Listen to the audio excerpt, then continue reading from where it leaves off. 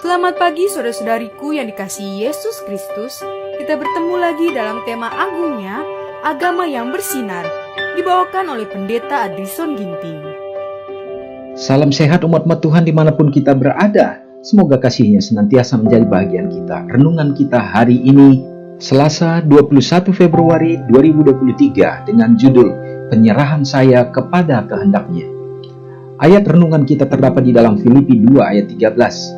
Karena Allah lah yang mengerjakan di dalam kamu, baik kemauan maupun pekerjaan menurut kerelaannya. Serahkan kehendak Anda kepada kehendak Yesus Kristus, dan ketika Anda melakukan ini, Tuhan akan segera mengambil alih dan mengerjakan di dalam Anda kehendak dan pekerjaan menurut kerelaannya. Seluruh sifat Anda kemudian akan dibawa di bawah kendali Roh Kristus, dan bahkan pikiran Anda akan tunduk kepadanya. Anda perlu minum setiap hari di sumber kebenaran agar Anda dapat memahami rahasia kesenangan dan sukacita di dalam Tuhan. Tetapi Anda harus ingat bahwa kehendak Anda adalah sumber dari semua tindakan Anda. Kehendak ini yang membentuk suatu faktor yang begitu penting dalam karakter manusia, yaitu pada saat kejatuhan diberikan ke dalam pengendalian iblis, dan dia telah bekerja dalam diri manusia untuk kehendak dan untuk melakukan kehendaknya sendiri, namun untuk kehancuran total dan kesengsaraan manusia. Tetapi pengorbanan Allah yang tak terbatas dalam memberikan Yesus putranya yang terkasih untuk menjadi korban bagi dosa, memungkinkan dia untuk berkata, tanpa melanggar satu prinsip pemerintahnya, serahkanlah dirimu kepadaku, beri aku kehendak itu, mengambilnya dari pengendalian iblis, dan aku akan mengambilnya. Maka aku dapat mengerjakan di dalammu kemauan dan pekerjaan menurut kerelaanku. Ketika dia memberi Anda pikiran Kristus, kehendak Anda menjadi seperti kehendaknya, dan karakter Anda diubah menjadi seperti karakter Kristus. Saudara yang dikasihi Tuhan, poin-poin penting kita dapatkan lewat renungan pada hari ini, bahwa kita harus memiliki penyerahan kepada Tuhan, penyerahan kepada kehendak-Nya, supaya kita dapat dituntun untuk dapat menjalani satu proses, yaitu proses perubahan, transformasi dari kehidupan kita yang lama.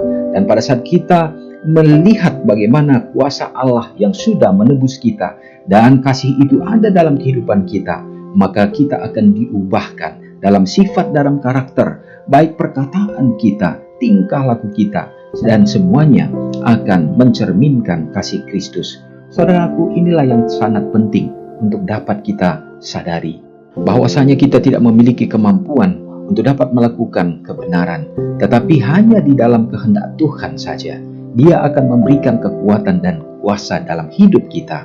Itu dengan cara membiarkan dan mengizinkan Tuhan hidup di dalam kehidupan kita. Oleh karena sesungguhnya tidak pernah di dalam hati kita terjadi kekosongan. Jikalau bukan kuasa Allah, tentunya kuasa setan ada dalam hidup kita. Dan pada saat kuasa Tuhan mendiami hati kita, maka sumber kebenaran itu akan memancarkan rahasia kesenangan dan sukacita untuk menjadi bahagian anak-anak-Nya.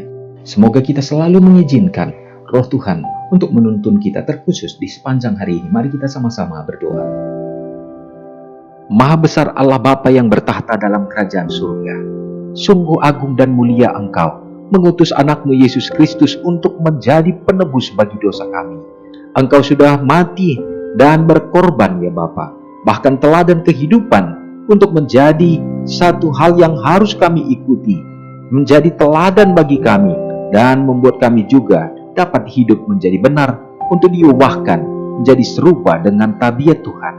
Bapa, biarlah kiranya Tuhan menolong kami di sepanjang hari ini, supaya kami selalu bergantung kepadamu, berpengharapan untuk menantikan kedatangan Tuhan.